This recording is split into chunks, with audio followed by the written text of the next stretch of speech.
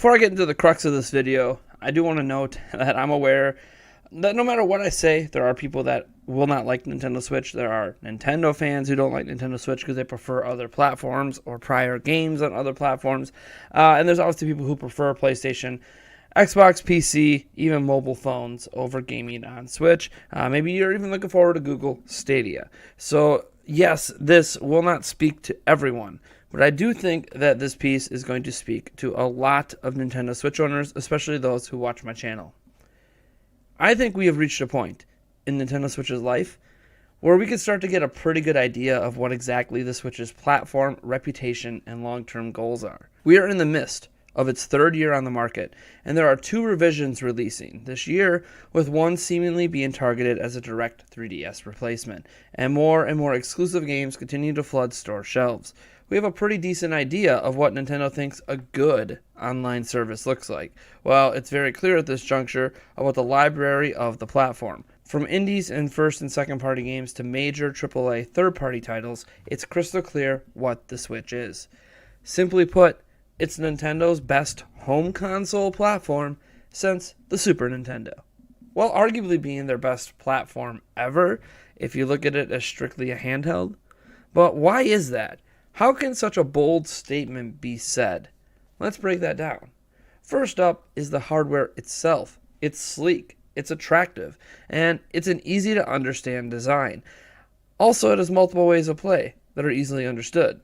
It's a tablet with detachable controllers that can be docked with your TV. In the world of technology we live in today, this is an easily understood concept. Play your games anywhere, easily, without the need of an extra application and streaming service. Don't care about playing on the TV at all? That's cool. Nintendo will knock $100 off and sell you a more durable, light version. All that's really missing is a version that is solely intended for just TV play. Still, it can't be undersold how important this whole ordeal is from a design perspective. See, even before getting into the games, the Switch was able to successfully do something that used to take add-ons to accomplish, and that is combine home console and handheld fun into one system. This has been done before with add-ons, like the Super Game Boy on the Super Nintendo, but again, that required an additional purchase, rather than being standard out of the box. Besides, this sole design choice led Nintendo to do something it has never done before: put all their game creation effort into one platform. The Famicom landed in Japan on July 15, 1983. 6 years later, the Game Boy released on April 21st, 1989. The Super Nintendo launched on November 21st, 1990. These dates are important to remember because while the Famicom, later rebranded to the Nintendo Entertainment System for its Western launch, essentially had a full console cycle on the market before the Game Boy ever existed. But reality is that for over a year before the Super Nintendo existed, Nintendo was creating games for 2 separate platforms, the Famicom/NES and the Game Boy. So not even the Famicom/NES era could go its entire life cycle without a generation of hardware taking away some manpower. Since then, every major Nintendo home console had a companion handheld platform that split Nintendo's development teams seemingly in half. Well, that's true until Switch. This changeover actually started years ago when Nintendo moved into a new building, combining their handheld and home console development teams together under one roof. In hindsight, this was a preemptive move for the Switch itself. It's arguable, of course, that the Nintendo 3DS that launched in 2011 crossed over into the Nintendo Switch's domain, just like the Game Boy did with the NES. I mean, Ultra Sun and Ultra Moon landed on 3DS in 2017, as did games like Luigi's Mansion, while Switch grew in popularity. But I think the key difference here is that back in 1989, the NES was still being plastered with game releases, while Game Boy was launching, and 3DS this time around was actually rapidly losing momentum and support leading up to the launch of the Switch. Once Switch was on the market, games like the ones mentioned before were releasing far and fewer in between, with 3DS mostly holding on because it was simply cheaper than a Nintendo Switch. Internally, it was clear Nintendo's teams were moving on to Switch. Dark Moon was the second game in the Luigi's Mansion franchise and was exclusive to 3DS, but the next game launching this Halloween is coming exclusively to Switch. We may have saw Ultra Sun and Ultra Moon on 3DS in 2017, but in 2018 we got Let's Go Pikachu and Eevee, and now this year we're getting the first new generation of Pokemon games ever playable from day one in a home console form in Sword and Shield on Switch. It's clear from those examples alone, games not even made by Nintendo's own first-party studios, that Switch is simply different. This only became more obvious when you consider games like Super Mario Odyssey and Astral Chain. Heck, games like Breath of the Wild and Octopath Traveler. Switch is getting Nintendo-published exclusives at a rate that no prior Nintendo platform ever really got to enjoy.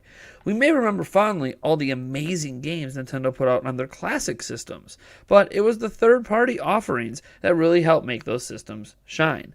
Offerings that slowly vanished over the years as third parties moved on to more developer and publisher-friendly platforms.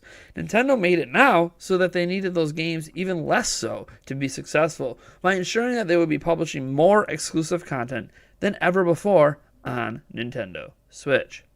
But that's not the end of the game story on Switch, is it? Nintendo has quickly risen to become the preferred platform for indie games. Indie game sales on Switch are dwarfing essentially every platform on the market massively, including PC, which has traditionally been the go-to spot for indie greatness. The convenience of playing those indie games anywhere has trumped the more traditional gaming approach. It's the Vita when it became an indie godsend, except this time around, the platform is actually popular. AAA third-party support is better too, even if the years of Nintendo getting everything appear to be gone.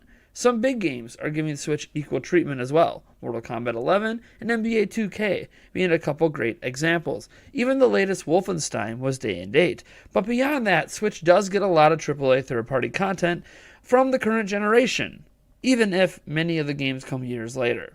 Whether it was Doom or Wolfenstein 2, The Witcher 3, Diablo 3, Fortnite, Warframe, Civilization 6, and many more. Even older generation reboots and remasters make the cut, like Dark Souls Remastered, Skyrim, LA Noire, and many more. Almost too many games to name. While this may not be as exciting as, say, some of the largest games each year skipping Switch, like Madden, Call of Duty, Assassin's Creed, Kingdom Hearts 3, Apex Legends, The Division 2, and many others, what it does provide is a wide breadth of content options that Nintendo has been lacking for many years. No, it's not like the SNES days when Nintendo literally got everything, but it's far better than Nintendo has gotten basically ever since. And the support itself seems to only be improving each year the system is out. Time will tell what happens after PlayStation 5 and the next Xbox land, but for now, the future of this kind of support does look bright. It's slowly looking more and more foolish for a third-party company to not consider Switch for their next big game. Lastly, of course, is the online service. This is probably the weakest thing about Switch, and with Nintendo using some outdated and just plain bad tactics, whether it's making us use smartphones to enjoy voice chat, like yuck, not giving us any ability to communicate with friends, or returning to friend codes one generation after Nintendo assured us they were done with them with Wii U.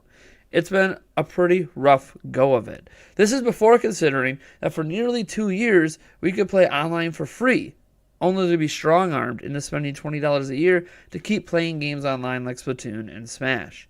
Nintendo is offering a decent-sized library of NES games with that paid subscription, but Nintendo has retreaded many of those offerings over the years with various virtual console releases and even an entire NES Classic standalone system, that the value proposition of those additions feels less than stellar, even as they add online components to them with a few games having new gameplay modes. In fact, for something to feel fresh, Nintendo would have to finally start offering something they haven't offered in a long time.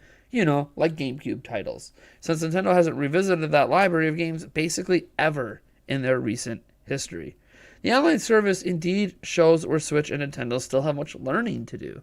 While Nintendo has successfully mastered the art of not needing the latest and greatest tech to create a super compelling for the gamers platform that most are getting behind, Nintendo doesn't fully understand or grasp online still in 2019. we're still storing Splatoon 2 online competitive data locally on our Switch as one example. Because yeah, that's not easy to manipulate. Still, today, Switch stands as arguably Nintendo's best platform since the Super Nintendo. Many will choose other platforms. They prefer more, of course. Everything does come down to personal preference after all. And the Switch's story still might not even be half told yet. To me, SNES is the gold standard. To others, it may be the DS or Wii. For some, the GameCube, and maybe even Wii U. Maybe it's the Game Boy itself that is the top tier standard for some of you. My opinions and statements in this video are just that, mine. You're not wrong for disagreeing and having your own thoughts. But I think it is undeniable that the Switch is finally doing something Nintendo has never done before. And with that, I want to hear your thoughts on the life of the Nintendo Switch up to this point. Has it met your expectations? And then what do you expect from the platform moving forward? Where does Switch have the potential to rank for you in the pantheon of gaming history? There are so many unknowns right now. But one thing is clear to me. I love Nintendo Switch. And I can't wait to clock in thousands upon thousands of more gaming hours across dozens of future game releases on the platform.